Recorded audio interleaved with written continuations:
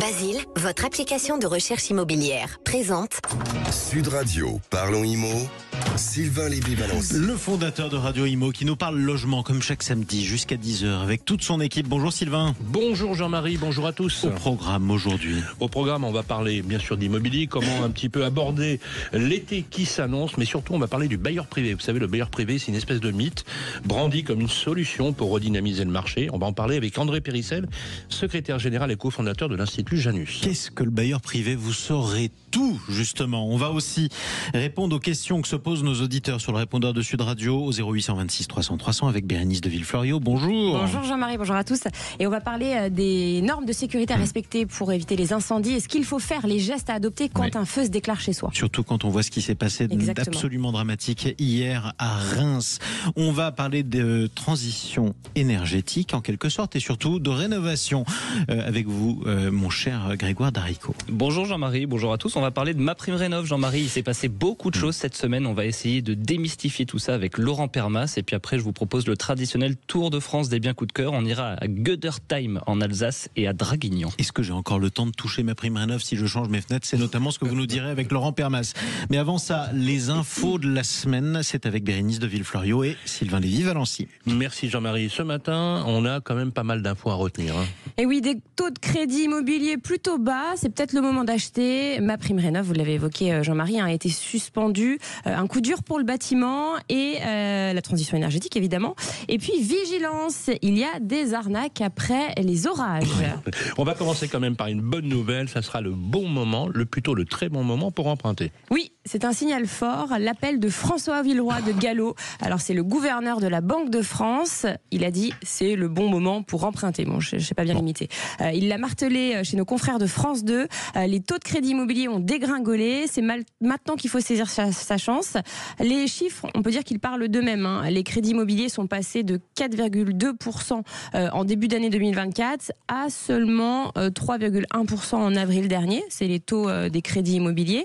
Donc c'est une chute spectaculaire qui s'explique par la politique de la Banque Centrale Européenne qui vient encore cette semaine de baisser ses taux directeurs. Et Jean-Marie, vous le savez, c'est elle qui donne le tempo. Oui, exactement. Donc les courtiers le confirment, cette tendance avec des taux négociés autour de 3% en gros sur 15 ans. Vous pouvez négocier ça, Jean-Marie, si vous allez voir votre courtier. 3,15, 3,20 sur 20 ans. Et pour un prêt sur 25 ans, ce qu'on aime, c'est autour de 3,30. Voilà, 3,30, 3,40. Mais attention, le gouverneur de la Banque de France nous prévient, il y aura forcément un moment où ça va s'arrêter de baisser et selon lui, on ne retrouvera jamais les taux exceptionnels, vous savez qu'on a connus il y a 4 ans, autour de 1%, 1,5%. D'ailleurs, je tiens quand même à préciser que l'Observatoire Crédit Logement vient de nous indiquer que certains taux dans certaines banques commencent tout doucement à remonter. Ouais, en gros, dépêchez-vous. Voilà, exactement. Alors, on va parler maintenant du coup de tonnerre de cette semaine. On en a parlé d'ailleurs tous les jours, même sur Sud Radio dans cette semaine. Le coup de gel sur MaPrimeRénov', suspension, arrêt, la filière du bâtiment est en colère. Oui, alors MaPrimeRénov', le dispositif d'aide phare pour financer vos travaux de rénovation énergétique est suspendu tout l'été. Un gel temporaire pour lutter donc contre la fraude selon Bercy et puis pour désengorger les services parce que ça cartonne. On en parlera dans quelques instants plus en détail avec Laurent Permas et Grégoire. En tout cas, moi ce que je voulais vous dire c'est que le secteur a réagi vivement. Cette décision a provoqué un tollé. La CAPEB, vous savez, celle qui défend les artisans et les petites votre entreprises couvreur, du votre bâtiment. menuisier, Voilà. votre charpentier. Exactement, dénonce un choc dévastateur pour l'artisanat du bâtiment. 14 000 entreprises selon la CAPEB ont déjà mis la clé sous la porte en 2024 et 27 000 emplois ont été supprimés. Il y a aussi Olivier Saleron de la FFB, la Fédération Française du Bâtiment, qui a dit qu'il y allait avoir des manifestations, que les grues allaient bloquer le pays. Bon, on attend de voir, mais en tout cas, il n'était pas content non plus. En revanche, il y a certaines entreprises, j'ai quand même regardé, il y a des réactions qui sont plus mesurées. Il y a une entreprise, par exemple, qui salue une pause pour assainir le marché en luttant contre les éco-délinquants. Oui, c'est intéressant en tout cas. Vous le comprenez cette grogne ou pas? Alors moi je la comprends d'autant que le problème c'est la location. Vous savez, l'État fixe un budget. Ce budget il est consommé ou pas? Là a priori il n'y aurait que 50% qui seraient consommés. Où sont le reste? Alors le problème c'est que se prépare-t-il des problématiques de prévention de l'éco-délinquance? Peut-être y a-t-il quelque chose que l'on ne comprend pas, dont on verra certainement l'actualité dans les temps qui viennent. Par contre le problème c'est tout ce qui a été engagé pour les Français. On a un vrai sujet au niveau de la chaîne de valeur. ça va être vraiment très très compliqué. Et c'est un très mauvais signal avant l'été. Vous savez pourquoi? Parce que c'est là qu'on fait les travaux. C'est là qu'on a le temps pendant de les faire. vacances. Oui, c'est en quelque sorte. Voilà, on va finir justement avec, on parlait des arnaques, avec justement les arnaques après les orages. Oui, attention, vous savez, il y a eu des orages violents ces derniers jours dans le Puy-de-Dôme. Et là, il y a un phénomène inquiétant qui se passe. Il y a plein d'arnaques aux réparations. En fait, c'est des faux entrepreneurs qui viennent, ils vous disent qu'ils sont mandatés par les pompiers. Oui. Voilà, ils démarchent en gros les personnes qui ont été sinistrées. Ils leur proposent bizarrement, de faux les personnes âgées en général. En général, voilà, les plus vulnérables. Donc faites vraiment attention à vous. Après, attention parce qu'il ne faut pas généraliser, ça peut vraiment arriver à n'importe qui. Et voilà, ils réclament des avances. Donc la gendarmerie appelle à la plus grande prudence, demandez systématiquement des justificatifs. C'est quoi les justificatifs? Cabis, numéro de sirette et surtout notez les plaques d'immatriculation, alors discrètement, et méfiez-vous si l'interlocuteur vous pousse à signer rapidement. Quand vous demande de l'argent rapidement, c'est qu'il y a un plus sujet. C'est pressant, plus il y a de chances qu'il y ait un loup. Merci Exactement. beaucoup Bérénice de Villefloriot. Numéro de sirette et cabis, c'est ce que vous avez dit. C'est quoi le cabis? Le cabis d'une entreprise, vous savez. C'est l'immatriculation de l'entreprise. Oui. Voilà, comme ça on la retrouve et on sait si elle existe. Allez, restez avec nous, on va se retrouver dans un instant. Qu'est-ce que le bailleur privé? Sylvain va nous l'expliquer avec son invité. Le bailleur privé, c'est la Madeleine de Proust. Vous savez, on en parle depuis des années et enfin, il semblerait que le gouvernement en prenne acte et il y a un rapport qui a été remis récemment. On va en parler avec André Périsson. C'est donc un serpent de mer, même presque, si je vous suis. Mais avant ça, figurez-vous que Sylvain Lévy-Valency est toujours d'humeur magnanime. Wow. Sud Radio aussi est toujours de bonne humeur. Et on a décidé de vous offrir un pack Lexon avec des objets design et connectés. Vous avez notamment des bubble lampes. Alors c'est une lumière très douce, Sylvain, sachez-le. Une lumière apaisante pour vous détendre qui crée une ambiance unique dans votre chambre. C'est rechargeable et en plus ça se porte. On offre aussi des radios Tyco, des enceintes Bluetooth minotées, compactes, puissantes, résistantes à l'eau. Ça peut servir. Vous pouvez écouter la radio même dans votre baignoire, Sylvain, à côté de votre canard en plastique. C'est important. 0826 300 300. Dites-moi un chiffre, Sylvain. Le numéro 8 décrochera l'un de ces cadeaux. À tout de suite. Basile, votre application de recherche immobilière, présente Sud Radio, parlons IMO, Sylvain Lévy-Valency. On parle de votre logement jusqu'à 10h sur Sud Radio avec Sylvain Lévy-Valency et son invité. Bonjour André Périsson. Bonjour Sylvain, bonjour à tous. Merci d'être avec nous. Vous êtes le fondateur, secrétaire général de l'Institut Janus. Alors c'est un think tank, c'est une association autour du logement, de l'habitat, des métiers de l'immobilier, de la propriété immobilière. Donc vous réfléchissez, voilà, et vous êtes essentiellement composé de professionnels. Alors vous avez lancé il y a quelques semaines un pacte locatif citoyen, un ensemble de mesures assez fortes pour réconcilier les bailleurs et les locataires. Un vrai sujet en ce moment. Et en toile de fond, on avait le rôle du bailleur privé. Alors on en parle beaucoup du bailleur privé, c'est un peu comme la Madeleine de Proust, effectivement. Ça fait des années qu'on en parle, on dit c'est le statut suprême. En quoi consiste-t-il exactement? Alors il faut rappeler que l'immobilier connaît une crise sans précédent, avec des tensions qui ne cessent de croître, et des normes toujours plus exigeantes et d'énormes contraintes fiscales. Je parle de la complexité des procédures judiciaires pour récupérer les impayés, de l'encadrement des loyers, du permis de louer, des interdictions de louer, l'augmentation des taxes foncières.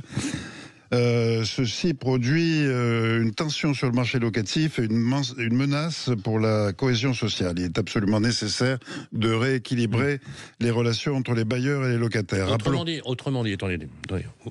C'est bien ce que vous dites, on comprend tout à fait. Il y a une inflation.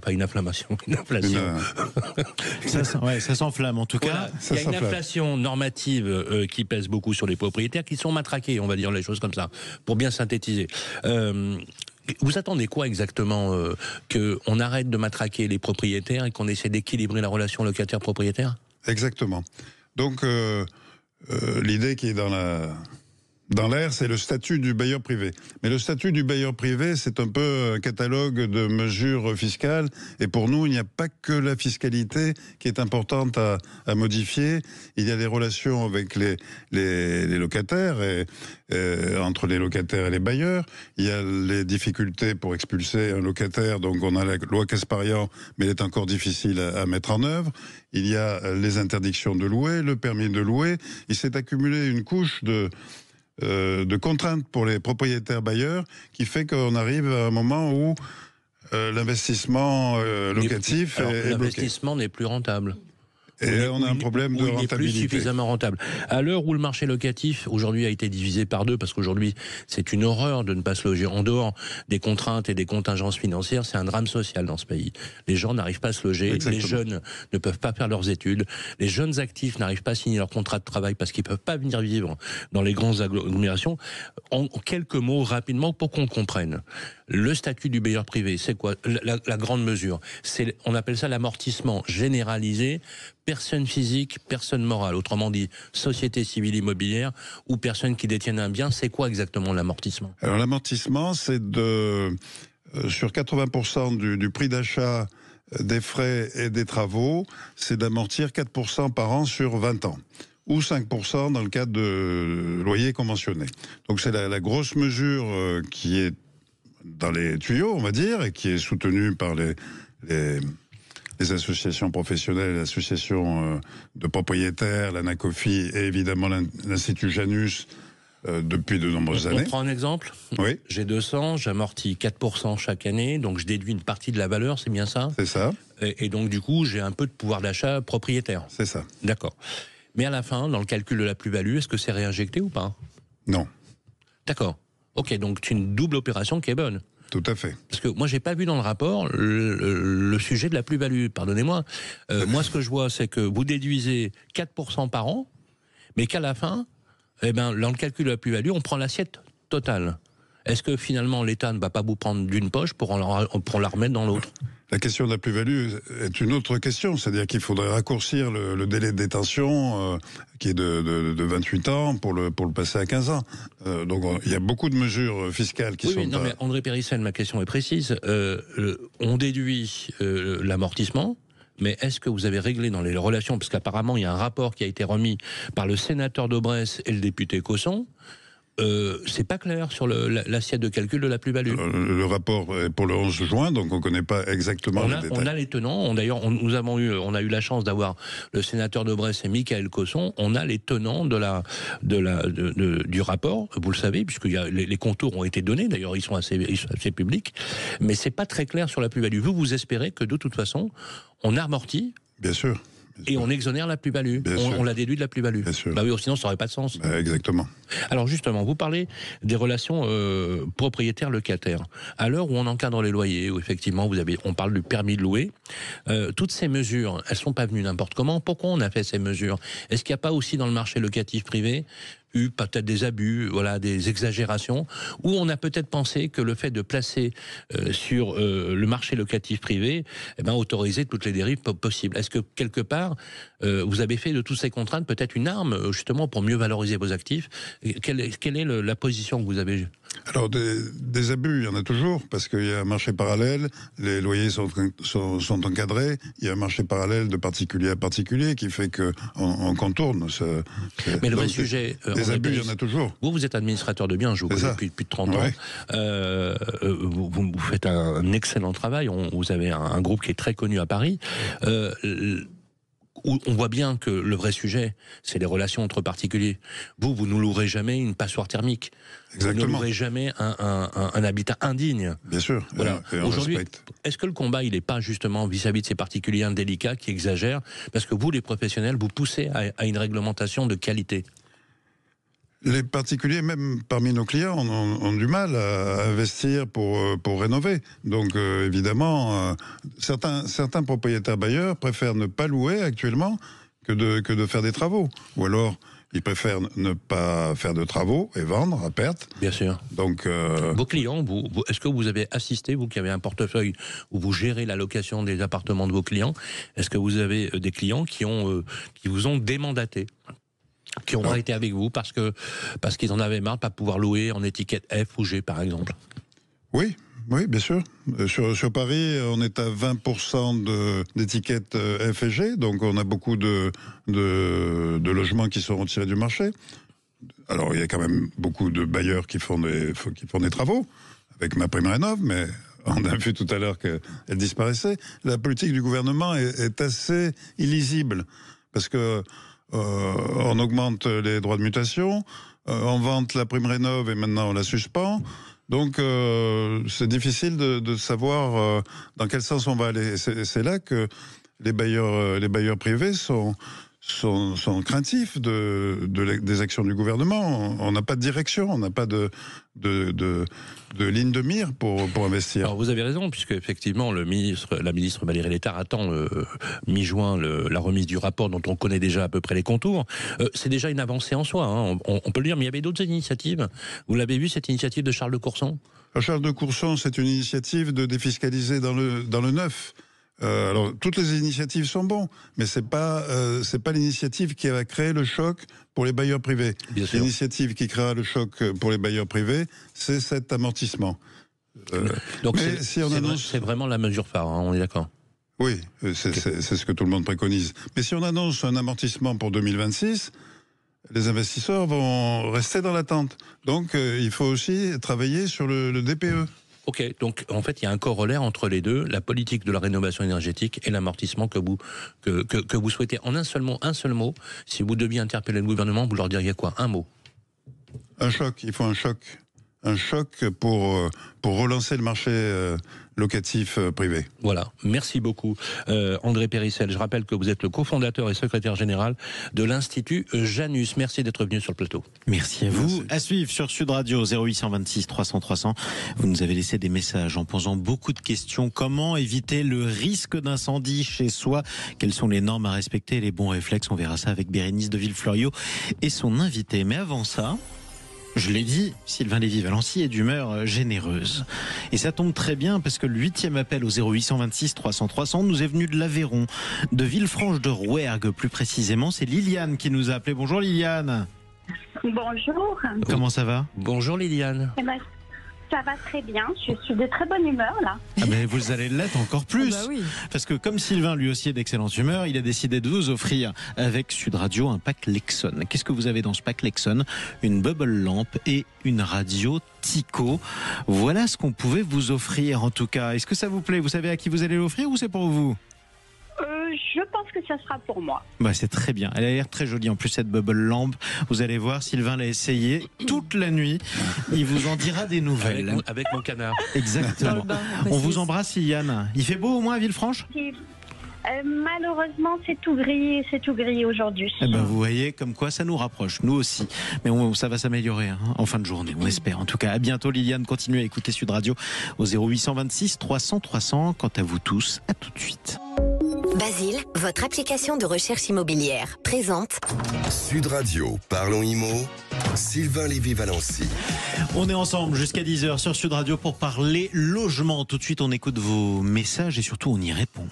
avec la Massif, économisez en changeant d'assurance de prêt immobilier. Conditions sur massif.fr. La Massif présente Sud Radio, parlons IMO, ça vous concerne. Et oui, après le dramatique incendie qui a fait 4 morts hier à Reims, vous avez été nombreux à nous poser des questions au 0826 300 300 sur la sécurité incendie. Bérénice. Et oui, donc on a eu de nombreuses questions d'auditeurs. Il y a Stéphanie, Jean-Marc, Mathieu, entre autres, qui nous ont posé globalement les mêmes questions concernant les bons gestes à adopter, que ce soit donc en termes de prévention ou lorsqu'un incendie se déclare à son domicile. Alors pour y répondre, on accueille notre expert, le lieutenant-colonel Franck Maillard de la Fédération nationale des sapeurs-pompiers de France. Évidemment, qui de mieux que les sapeurs-pompiers pour nous renseigner. On adore les pompiers. Exactement. Bonjour mon colonel. Bienvenue. Bonjour Bérénice, bonjour messieurs, dames, merci. Et alors, on est ravis de vous avoir. On va rentrer dans le vif du sujet tout de suite. Quelles sont les normes de sécurité à respecter dans les immeubles d'habitation collective? Donc là, comme par exemple avec le drame, ce qui s'est passé, c'était une tour, c'était un immeuble d'habitation collective. Alors qu'est-ce qu'il y a à respecter? Figurez-vous que ça fait 10 ans, depuis mars 2025, que les détecteurs avertisseurs de fumée sont obligatoires dans les logements.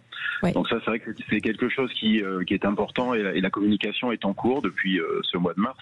C'est tout simplement rappeler à tout le monde que les détecteurs doivent être installés. Donc c'est des détecteurs autonomes de fumée, donc c'est hyper simple à installer. Ils sont équipés d'une pile. Dès qu'il y a de la fumée, il y a un signal sonore important qui retentit.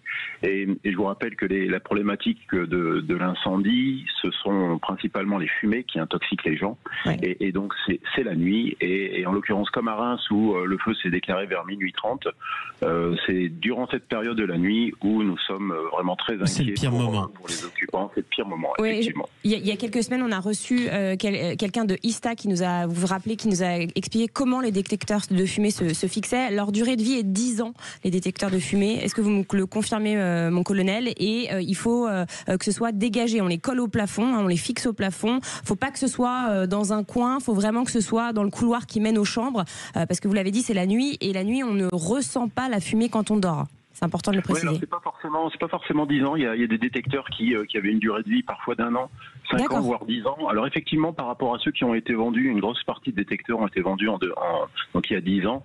Il faut que les gens se préoccupent aujourd'hui de vérifier qu'ils fonctionnent toujours. C'est simple, hein, un simple appui sur un bouton sur ce détecteur, il sonne et vous voilà rassuré. C'est ça qui peut vous sauver. Alors, autre question, mon colonel, juste si jamais, le détecteur n'a pas sonné, on se réveille, il y a de la fumée chez soi, qu'est-ce qu'il faut faire pour essayer de sauver sa vie? Le grand principe, c'est de ne jamais rentrer dans la fumée. On n'en sort pas. La fumée, c'est très toxique. Vous allez vite perdre connaissance. Donc, quand le feu démarre dans votre appartement, il faut absolument le quitter, rejoindre le couloir, l'escalier, rejoindre la voie publique. Oui, mais si j'ai mes enfants de l'autre côté de la fumée. En fait, c'est souvent un cas de conscience, en sachant que quand ils sont dans leur chambre, porte fermée, une simple porte d'un appartement va résister au feu pendant 20 à 30 minutes. Donc ils sont protégés et les pompiers qui sont là très rapidement auront vite fait d'aller les récupérer. Vous risquez vous risquez votre vie en franchissant ces quelques mètres dans la fumée. Et donc en la risquant, on risque la leur en fait. C'est ça que vous nous dites aussi. Exactement, ouais, c'est un cas de conscience qui est assez délicat, mais effectivement, ouais, en essayant d'aller les sauver, peut-être qu'eux sont protégés dans leur chambre et vous, en essayant de traverser ce couloir en fumée, peut-être même avec des flammes, vous risquez votre vie. Il suffit d'appeler immédiatement les pompiers, de bien leur préciser l'adresse et la notion de victime. Et je peux vous assurer que dans les camions, la tension monte et on est prêt à faire tous les sauvetages pour récupérer les enfants, évidemment. Ouais. Et c'est pour ça qu'on est toujours content quand vous arrivez. En tout cas, sachez-le, mon colonel. Ouais. Merci beaucoup, Franck Maillard, de ces conseils. Oui, merci mon colonel, et merci en tout cas pour ce que vous faites au quotidien pour les Français. Et bravo à vos collègues aussi qui ont tout fait pour sauver des vies l'autre jour à Reims. Parfois vous arrivez trop tard, parfois vous pouvez rien faire, mais vous faites toujours le maximum et ça c'est important de le rappeler à chaque fois. Sud Radio, Parlons Immo, ça vous concerne. Avec la Massif, changez votre assurance de prêt immobilier et économisez. Conditions sur massif.fr. Et vous tous qui nous écoutez, vous laissez vos messages pareils et vos questions au 0826 300 300 sur le répondeur. Avec Sofinco, baissez votre consommation d'énergie en lançant vos travaux d'éco-rénovation. Sofinco présente Sud Radio, parlons éco-rénovation. Le chantier du siècle qui avance et qui parfois recule. C'est ce qui s'est passé cette semaine, mon cher Grégoire Darico. Excellente transition, Jean-Marie. Merci beaucoup. Bonjour, Laurent Permas. Bonjour, Grégoire. Et oui, sujet brûlant cette semaine. La rumeur enfle. On nous supprimerait le dispositif MaPrimeRénov'. Laurent, qu'en est-il ? Eh bien, on en a énormément parlé. On continue à en parler, en fait. Donc, la presse s'est saisie du sujet dès lundi, notamment avec Le Parisien. Et en fait, pour rappel, si on veut un peu factualiser les choses, c'est MaPrimeRénov', c'est une prime qui a été lancée en 2020 et c'est notamment pour 2,5 millions de logements qui ont été rénovés pour un peu plus de 13,9 milliards d'aides accordées. Et donc ces articles, qu'est-ce qu'ils disent ? Eh bien ils disent tout simplement que la prime, MaPrimeRénov', serait suspendue à partir du 1er juillet. Alors c'est un vrai coup dur quand même pour les Français, parce que c'est une surprise totale, puisque MaPrimeRénov' en fait est quand même un des articles essentiels à l'accompagnement de la rénovation. Alors ce qu'on peut dire aussi, on ne parle pas de MaPrimeAdapt', qui elle continuerait, notamment l'adaptation du domicile, c'est pas la même chose que la rénovation. C'est quoi la différence entre les deux, on le rappelle ? Eh bien, c'est tout simplement MaPrimeAdapt' pour adapter les domiciles pour bien vivre chez soi, exactement, pour bien vieillir. Au grand âge, installer des rampes, par exemple. Voilà, ou la transformation de la salle de douche, de la salle de bain. Et donc, le 4 juin, le ministre des Finances, Éric Lombard, a confirmé cette rumeur en parlant donc d'une suspension du dispositif à partir du 1er juillet et qu'il reprendrait en fait fin septembre. Ça veut dire c'est pas la fin du dispositif, c'est une suspension. Absolument. Alors les écrits de la ministre du Logement, Valérie Létard, le confirment le lendemain. C'est une vraie story. Elle parle bien d'une suspension et d'un retour du dispositif en septembre. Alors elle explique pourquoi en fait cet arrêt brusque brutale, notamment en rassurant les Français sur un budget qui a été sanctuarisé. Ce budget, il a été voté par le Parlement, et donc il est bien de 3,6 milliards, et la consommation des Français a été de moitié. Donc il reste encore 1,8 milliard. Exactement. Ça, c'est le premier point. Ensuite, elle précise en fait que ces mesures ont été envisagées, notamment pour la poursuite dans de bonnes conditions de MaPrimeRénov'. Voilà. Donc c'est une pause. C'est une pause. Et pourquoi, Laurent? Alors, pourquoi? Deux raisons. La première, c'est qu'il y a eu un retard à l'adoption notamment du budget, à la loi de finances. C'est notamment au mois de février au lieu de passer au mois de novembre. Et le second, c'est les fraudes. Beaucoup de fraudes ce qu'on a dit. Qui se sont intensifiées ces derniers mois. Et la lutte est complexe. Et cette pause servirait justement à pouvoir identifier et mettre en place des mesures pour justement pouvoir poursuivre au-delà de cette pause. Et pour conclure, loin de la politique. Allez, quelques questions très rapides. Je viens de déposer mon dossier. Est-ce qu'il sera quand même étudié? Absolument, il sera étudié puisque c'est avant le 1er juillet. Tant que le guichet est ouvert, vous pouvez déposer votre dossier qui doit être complet, bien préparé et conforme aux critères notamment pour éviter tout rejet. Ok, je l'ai déposé, il a été validé par l'ANA, mais j'ai pas encore commencé les travaux. Est-ce que j'aurai quand même la subvention? Oui, vous aurez la subvention. Si le dossier est validé, les travaux peuvent débuter, et vous recevrez votre subvention une fois les travaux achevés. J'ai demandé un devis, mais le dépôt de mon dossier n'est pas finalisé. Alors, pour qu'un dossier soit traité, on le rappelle, il faut qu'il soit finalisé à son dépôt. Donc, tout dossier incomplet risque d'être rejeté. Et donc, on se précipite pas, on fait clairement les choses pour éviter justement ce rejet et pouvoir intégrer tous les justificatifs qui sont importants. Et exactement. Puis, on peut rappeler quand même que se passe-t-il si les règles changent à la réouverture? Est-ce que les dossiers déposés seront impactés en cas de changement? Et quid des dossiers déjà validés ou en attente de paiement? Voilà. Alors, moi je le rappelle, chaque dossier déposé avant la fermeture sera examiné sur les bases des règles en vigueur au moment du dépôt de dossier. Ça c'est vraiment important, les Français peuvent continuer là. Exactement, et c'était le plus important, c'est ce qu'on voulait savoir avec vous, mon cher Laurent Permas. Merci beaucoup. Merci. Sud Radio, parlons éco-rénovation. Avec Sofinco, lancez vos travaux d'éco-rénovation pour baisser votre consommation d'énergie. Allez, on termine en un mot. Une visite express à toute vitesse. Un bien coup de cœur que vous nous proposez. C'est où? Ça coûte combien? Ça ressemble à quoi? On va à Göttertheim, mon cher Jean-Marie, pile poil entre Haguenau et Strasbourg, dans une maison ancienne de 1800, 200 mètres carrés, maison super bien équipée, DPE, diagnostic de performance énergétique de D.